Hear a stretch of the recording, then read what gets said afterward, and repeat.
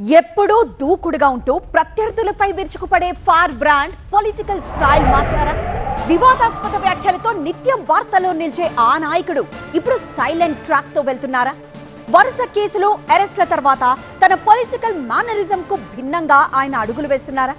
అదంతా ఒకప్పుడు అన్నంతగా మారిపోయిన ఆ నేత ఎవరు? ఆయన లేటెస్ట్ పొలిటికల్ వ్యూహాలేంటి? వల్లభనేని వంశీ కృష్ణా జిల్లా రాజకీయాల్లో వంశీది ప్రత్యేక స్థానం. ప్రత్యర్థులపై మాటల తూటాలతో విరుచుకుపడటం వంశీ నైజం. అయితే అదంతా ఒకప్పుడు, ఇప్పుడు కనిపిస్తున్న వంశీ వేరు అనే టాక్ నడుస్తోంది జిల్లా రాజకీయాల్లో. ఏపీలో కూటమి ప్రభుత్వం అధికారంలోకి వచ్చాక వంశీ సైలెంట్ అయ్యారు. సరిగ్గా సంవత్సరం క్రితం వరుస కేసులు, అరెస్టులు, జైళ్లు, బెయిళ్లతో ఇబ్బందులు పడ్డ వంశీ వరుస రాజకీయ సవాళ్లను దాటుకొని ఇప్పుడు వ్యూహాత్మకంగా అడుగులు వేస్తున్నారు. కొంతకాలంగా గన్నవరం నియోజకవర్గంలో సుడిగాలి పర్యటనలు చేస్తూ స్థానికంగా పట్టు కోసం పావులు కదుపుతున్నారు. ఒకప్పుడు టీడీపీ తరపున గన్నవరం నుంచి 2 సార్లు విజయం సాధించిన వంశీ ఇప్పుడు అదే పార్టీతో యుద్ధం చేయాల్సిన పరిస్థితి. కాబట్టి తెర వెనుక కార్యాచరణ సిద్ధం చేసుకుంటున్నారట వంశీ. ప్రత్యర్థులను టార్గెట్ చేయడం, నోటికి పదును పెట్టడం లాంటి వాటిని పక్కన పెట్టి లేఖల రాజకీయానికి ప్రాధాన్యత ఇస్తున్నారు.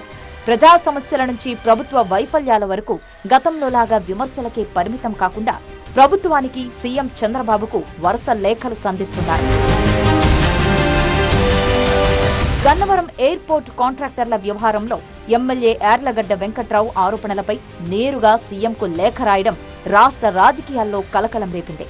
ఇక పోలవరం కాలువ కోసం భూములిచ్చిన రైతుల సమస్యలపైన సీఎం చంద్రబాబుకు వంశీ లేఖ రాయడంతో జిల్లా పాలిటిక్స్ లో వంశీ వ్యవహార శైలిపై జోరుగా చర్చ నడుస్తోంది.